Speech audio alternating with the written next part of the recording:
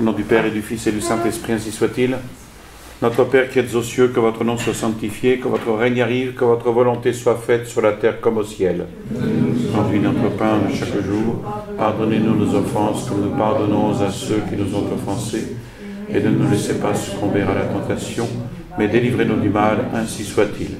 Saint Pie X, au nom du Père et du Fils et du Saint-Esprit, ainsi soit-il. Alors nous allons d'abord terminer l'encyclique de Pie XI, Quas Primas, et ensuite nous passerons à la suivante. Il restait quelques petites choses à voir de l'encyclique de Pie XI sur le Christ roi. Donc à propos de la fête du Christ roi, le pape Pie XI énonce tout ce qui a été, toutes les préparations à son institution. Alors il cite les arguments savants et les considérations lumineuses qui ont été apportées en faveur de cette dévotion par les livres. Il cite aussi la reconnaissance de l'autorité et de la souveraineté du Christ par la pieuse coutume des familles qui se vouent et qui se consacrent au Sacré-Cœur de Jésus. Donc la consécration des foyers au Sacré-Cœur. Donc Pie XI s'inscrit ici dans le courant de dévotion publique envers le Sacré-Cœur, amorcé lentement au XVIIe siècle par les offices liturgiques de Saint Jean Eudes, les apparitions de Parrain Monial, amplifiées au XVIIIe siècle avec la reconnaissance par Rome d'une fête, et devenue générale au XIXe siècle par une foule d'œuvres de congrégations religieuses qui ont été placées sous le patronage du cœur de Jésus.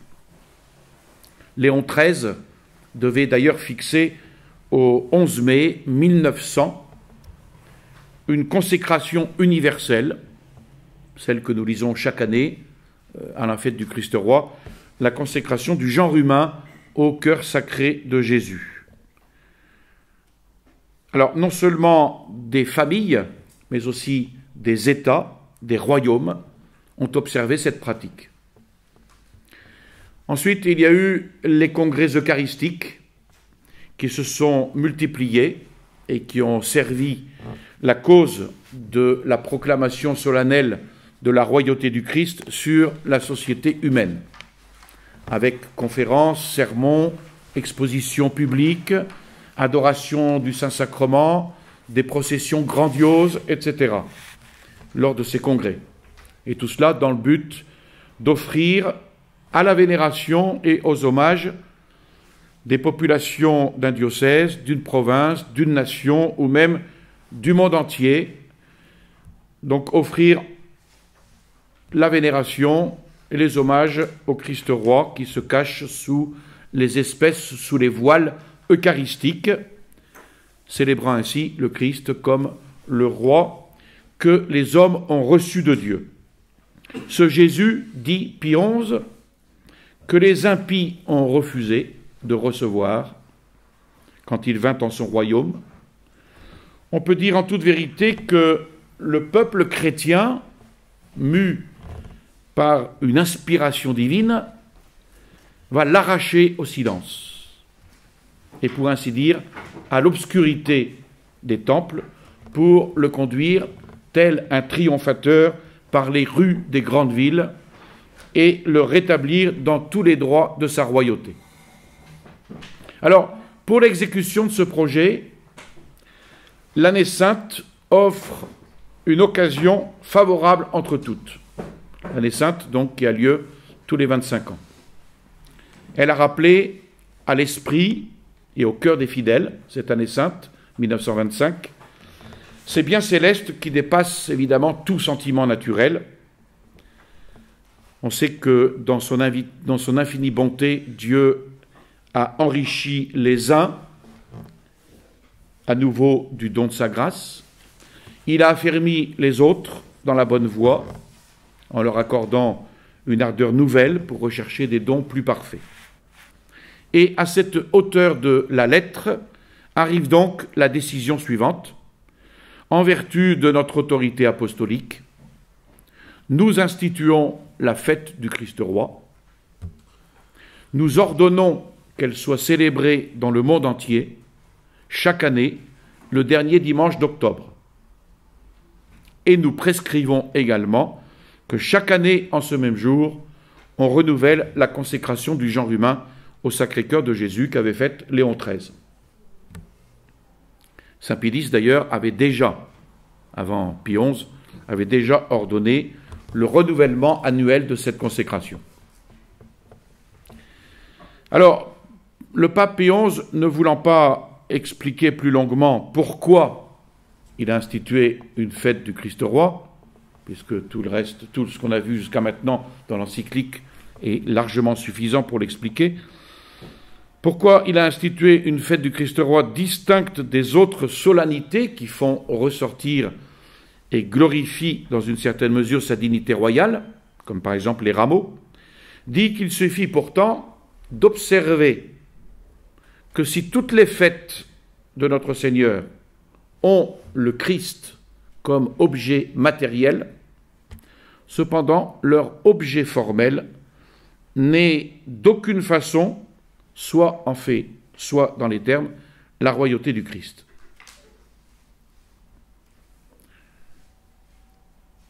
Pourquoi avoir choisi le dernier dimanche d'octobre?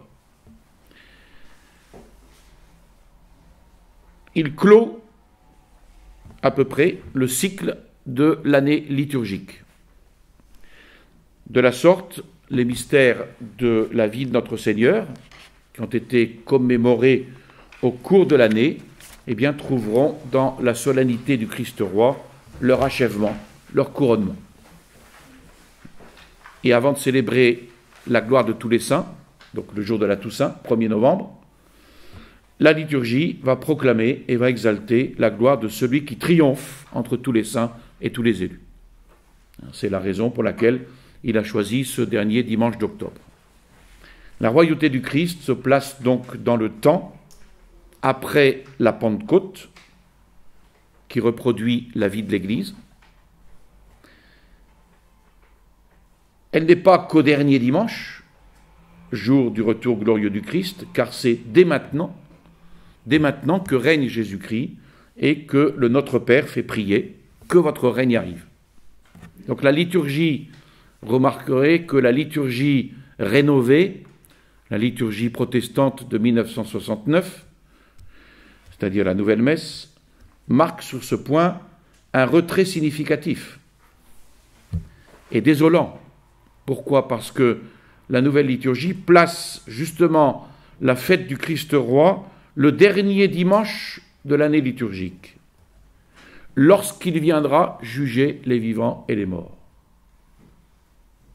Donc ça veut bien dire qu'on ne croit plus à la royauté du Christ. Puis on se demande alors aux ordinaires de faire précéder la fête annuelle par une série d'instructions données en des jours déterminés dans chaque paroisse, afin d'instruire les catholiques sur la nature, sur la signification, sur l'importance de cette fête, afin que les fidèles puissent régler, organiser leur vie, de manière à la rendre digne de sujets loyalement soumis à leur divin roi. Enfin, arrive la conclusion de l'encyclique, avec les heureux effets de ce culte public, d'abord pour l'Église. Pie XI veut exposer les fruits promis, les fruits espérés pour l'Église, pour la société civile et pour chacun des fidèles. Donc les fruits de ce culte public rendu au Christ roi. L'obligation d'offrir les hommages à l'autorité souveraine de notre Maître ne peut manquer de rappeler aux hommes les droits de l'Église. Donc cette Église instituée par le Christ, sous la forme organique d'une société parfaite, en vertu de ce droit originel, elle ne peut en aucun cas abdiquer la pleine liberté et l'immunité complète à l'égard du pouvoir civil. La liberté demandée ici pour l'Église catholique n'a pas, évidemment, il faut bien le noter, le même fondement que cette fameuse liberté religieuse enseignée depuis Vatican II et qui réclame que tout homme soit exempt d'aucune pression extérieure en matière de religion afin de pouvoir choisir, de pouvoir pratiquer en toute autonomie le culte de son choix. Évidemment, ici, la liberté que demande Pie XI pour l'Église n'a rien à voir avec cette liberté religieuse. Cette liberté religieuse, elle se fonde sur la dignité humaine d'être doué de libre arbitre. Et c'est un véritable droit de l'homme, droit donc subjectif, c'est-à-dire possédé dès la naissance par tout sujet humain, sans avoir rien fait pour cela. Et ces droits de l'homme, qui sont issus de la Révolution française, sont évidemment incompatibles avec le droit de l'Église à réclamer une liberté pleine et entière dans le domaine politique. Non seulement le droit de prêcher la doctrine du salut et d'en faire une profession de foi extérieure, par tous les moyens possibles de propagande, mais aussi d'être aidé en cela par les pouvoirs temporels.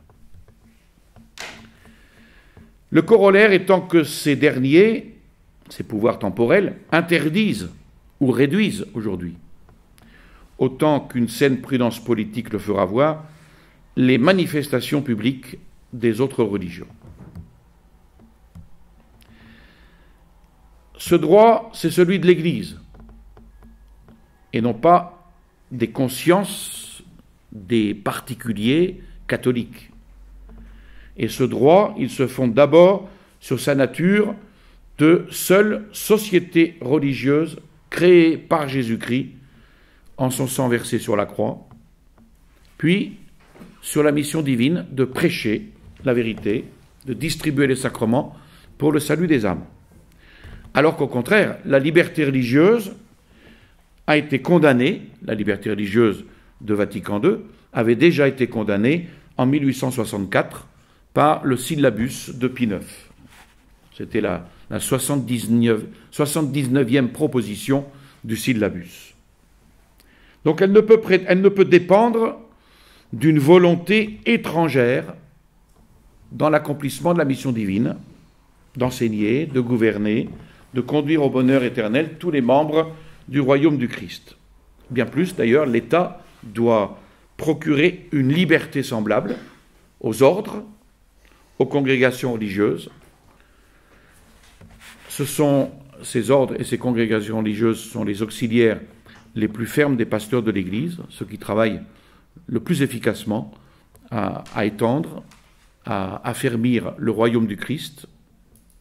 D'abord, en engageant la lutte par la profession des 3 vœux de religion contre le monde, lutte contre le monde, contre ses concupiscences, et ensuite du fait d'avoir embrassé un état de vie plus parfait et qui fait resplendir aux yeux de tous, avec un éclat continu et chaque jour grandissant, cette sainteté dont le divin fondateur a voulu faire une note distinctive de la véritable Église. Donc ici, il y a, de la part de Pie XI, un encensement de cette vie religieuse.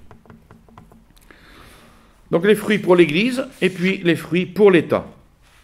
Donc à leur tour, par cette fête du Christ roi, les États apprendront que les gouvernants et les magistrats ont l'obligation, eux aussi bien que les particuliers, de rendre au Christ un acte public et d'obéir à ses lois. C'est pour ça que Pie XI invite les chefs de la société civile à se rappeler le dernier jugement, où le Christ accusera ceux qui l'ont expulsé de la vie publique et ceux qui l'ont dédaigneusement mis de côté ou qui l'ont ignoré. et il punira de pareils outrages par les châtiments les plus terribles. Pourquoi? Parce que la dignité royale de Jésus-Christ, sa dignité de roi, exige que l'État tout entier se règle sur les commandements de Dieu, se règle sur les principes chrétiens, dans l'établissement des lois, dans l'administration de la justice, dans la formation intellectuelle et morale de la jeunesse, qui doit respecter la saine doctrine et la pureté des mœurs. Ça, c'est pour l'éducation nationale. Un rappel. Et enfin, les fruits pour les fidèles, après l'Église, l'État, les fidèles. La méditation de ces vérités, elle permet aux fidèles de puiser de l'énergie, de la vertu, pour modeler leurs esprits suivant les véritables principes de la vie chrétienne. En effet, si tout pouvoir a été donné au Christ dans le ciel et sur la terre, si les hommes ont été rachetés par le sang du Christ et qu'ils deviennent à un nouveau titre les sujets de son empire, et si enfin cette puissance embrasse la nature humaine tout entière, on doit évidemment conclure qu'aucune de nos facultés, intelligence, volonté, sensibilité, ne peut se soustraire à cette souveraineté. Et il précise, il faut qu'il règne sur nos intelligences. Qu'est-ce que ça veut dire? Eh bien, croire avec une complète soumission, d'une adhésion ferme et constante, les vérités révélées et les enseignements du Christ. Ça, c'est l'avènement du Christ roi sur nos intelligences. Il faut qu'il règne sur nos volontés, c'est-à-dire par l'observance des lois et des commandements de Dieu.